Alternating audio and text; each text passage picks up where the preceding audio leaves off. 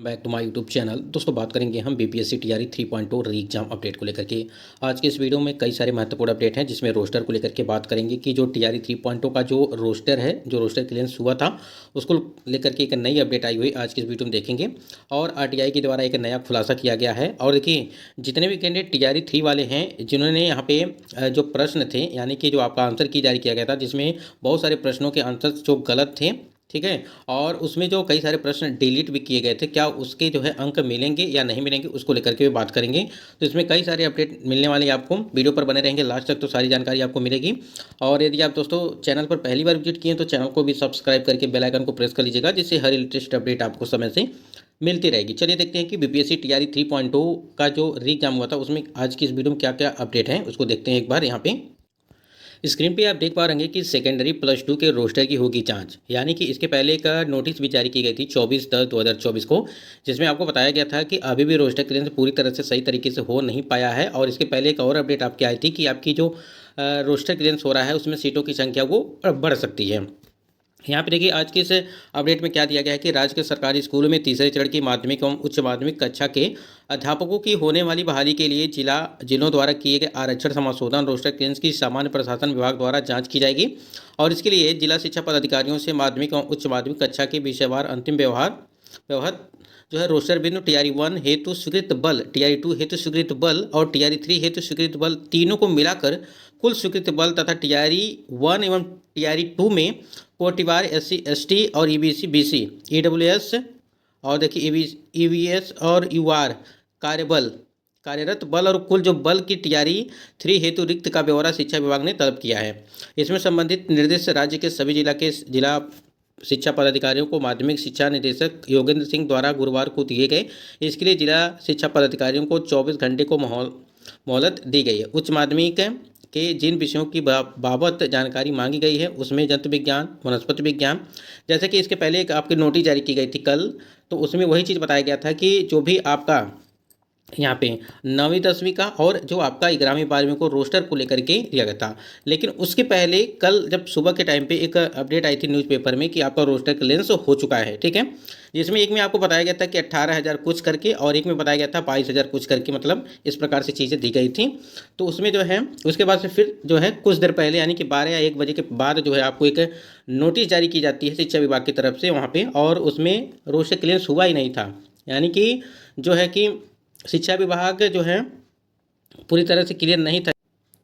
और उसमें जो है पहले ही मतलब कि रोस्टर क्लियरेंस की खबर आ गई थी। बाकी आपका जब नोटिस जारी किया गया था उस समय लगभग 12-1 बज रहा था, तो उस समय आपकी जो है नोटिस जारी की गई थी। और उसमें जो है 24 घंटे की, देखिए यहाँ पे दिया भी गया था कि 24 घंटे की मोहलत दी गई है। और उसमें जो है जो भी मतलब कि त्रुटियाँ हैं, जो उसमें भी अभी तक पूरा रोस्टर क्लियरेंस नहीं हो पाया है, उसको जाँच पड़ताल करके जो है उसमें ऐड किया जाए। उसके बाद देखिए यहाँ पे उच्च माध्यमिक दोनों ही ब्यौरे के लिए जिला शिक्षा पदाधिकारियों को फॉर्मेट भी जारी किए गए हैं। आपको याद दिला दूं, कि राज्य के सरकारी स्कूलों में तीसरे चरण के अध्यापक की नियुक्ति के लिए बिहार लोक सेवा आयोग द्वारा जो आपका 19 जुलाई से लगा करके 22 जुलाई के बीच एग्जाम कराया गया था, वही चीज़ यहाँ पे मेंशन किया गया। तो यहाँ पे देखिए, जो आपका 9वीं 10वीं और 11वीं 12वीं की जो रोस्टर की यहाँ पे जाँच चल रही है। अब यहाँ पे एक चीज़ और बच रहा है कि क्या जो अगर बैकलॉग पद कहें या कुछ क्या कहें, क्योंकि देखिए इसके पहले आपको अपडेट मिली थी कि आपकी बैकलॉग पर ऐड नहीं की जाएंगी। लेकिन जब एक और भी अपडेट आया था, उसमें बताया गया था कि आपकी जो सीटें हैं, यानी कि जब रोस्टर क्लियरेंस किया जा रहा है तो उसमें सीटों की संख्या बढ़ने की उम्मीद बताई जा रही है। अब देखना यही है, जब तक पूरा मतलब कि बीपीएससी, ध्यान दीजिएगा, बीपीएससी आयोग पूरी तरह से अपने ऑफिशियल साइट पर, जब तक आपका जो है रोस्टर क्लियरेंस करके जो है ऑफिशियल साइट पर देखने को नहीं मिलेगा, तब तक चीज़ें पता नहीं चलेंगी सही से कि कितने सीटें बढ़ रही हैं, ठीक है। सीटें कम होने वाली नहीं हैं, पहले भी अपडेट आ चुकी है कि आपकी सीटें कम नहीं होंगी, आगे हो सकता है कि सीटें आपकी बढ़ जाएँ। उसके बाद यहाँ पे देखिए कई सारे बदलाव किए गए हैं टीआरई 3 में। अगर देखा जाए, देखिए एक तो है आपके आरटीआई के द्वारा एक नया खुलासा देखने को मिला हो, जो आपकी टीआरई 1 और टीआरई 2.2 की भर्ती प्रक्रिया कराई गई थी, उसमें देखिए उसमें सीटेट को लेकर के, ये स्टेट को लेकर के, और जो भाषा अहर्ता वाला था जिसमें 30 नंबर था, उसमें 9 नंबर क्वालिफाइंग के लिए चाहिए, उसको लेकर के भी कई सारे जो है यहाँ पे देखने को मिल रहे हैं कि आरटीआई के द्वारा जो है अपडेट मिल रहे हैं। देखिए यही यहाँ पे शिक्षा विभाग बिहार पटना की तरफ से योगेंद्र सिंह और निदेशक माध्यमिक शिक्षा, उनके तरफ से यहाँ पे जो है ये लेटर जारी किया गया था, जिसमें आपको देख पा रहे होंगे कि 9वीं 10वीं और 11वीं 12वीं के लिए से संबंधित जो टीआरई 3 की जो परीक्षा ली गई थी आपकी, उसमें जो है कि यहाँ पे आरक्षण समाशोधन करा करके जो है विवरणी भेजने के लिए दी गई थी। और उसमें जो है आप अगर देखेंगे यहाँ पे 9वीं 10वीं में और जो है 4316 और 11वीं 12वीं में 4074, ठीक है, पद जिलावार एवं विषयवार संसूचित किया गया था। सामान्य प्रशासन विभाग द्वारा टीआरई 3 के तहत विहित प्रपत्र में सूचनाओं का जो है मांग किया गया, जो अनुलग्न 1 और 2 के जो है रूप में संलग्न है। यहाँ पर देखिए अब यहाँ पे चीज़ें क्या हैं कि पूरी तरह से जो है यहाँ पे आता है, आप सभी को निर्देश दिया जाता है कि अनुलग्न 1 और 2 में वांछित सूचना पत्र प्राप्ति के 24 घंटे के अंदर जो है यहाँ पे मोहलत दी गई थी। और इसमें सुनिश्चित करने के लिए कहा गया था कि जिला रोस्टर जो पंजी नहीं भेजे हैं उनको अचूक रूप से साथ में भेजने की सुनिश्चित करेंगे, ठीक है। यानी कि पूरी तरह से जो है सीटों की जो संख्या थी वो कम बताई जा रही थी, इसके पहले आप लोगों ने देखा होगा, लेकिन उसी की वही गलती जो है की गई थी और उसमें जो है उसको सुधार करने के लिए भी यहाँ पर मांग की गई है।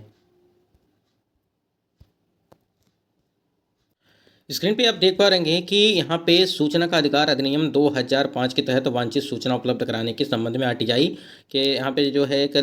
जारी किया गया है। और इसमें देखिए क्या बताया गया है कि उपयुक्त विषयक दिनांक 24/6/2024 को प्रशाखा में प्राप्त सूचना आवेदन प्रपत्र के संदर्भ में निर्देशानुसार सूचित करना है कि विज्ञापन संख्या 27/2023 शिक्षक भर्ती प्रतियोगिता परीक्षा जो टीआरई 2.0 के अधीन वर्ग 6 to 8 विषय हिंदी में कुल जो है यहाँ पे 3451 उम्मीदवार सफल हैं जो कोटिवार निम्नवत हैं। आप यहाँ पे देखेंगे कि अनारक्षित में जो है 400 पुरुष 23 और 952 महिलाएं हैं। लेकिन यहाँ पे सबसे बड़ी जो चीज़ें हैं यहाँ पे देखिएगा यहाँ पे कि अन्य राज्यों के 359 पुरुष, ठीक है, यानी कि अन्य राज्यों के पुरुष वर्ग की बात चली, यानी कि मेल कैंडिडेट 59 एवं 776 महिलाएं सफल घोषित हैं जो सभी अनारक्षित कोट के अंतर्गत सफल हैं, ठीक है।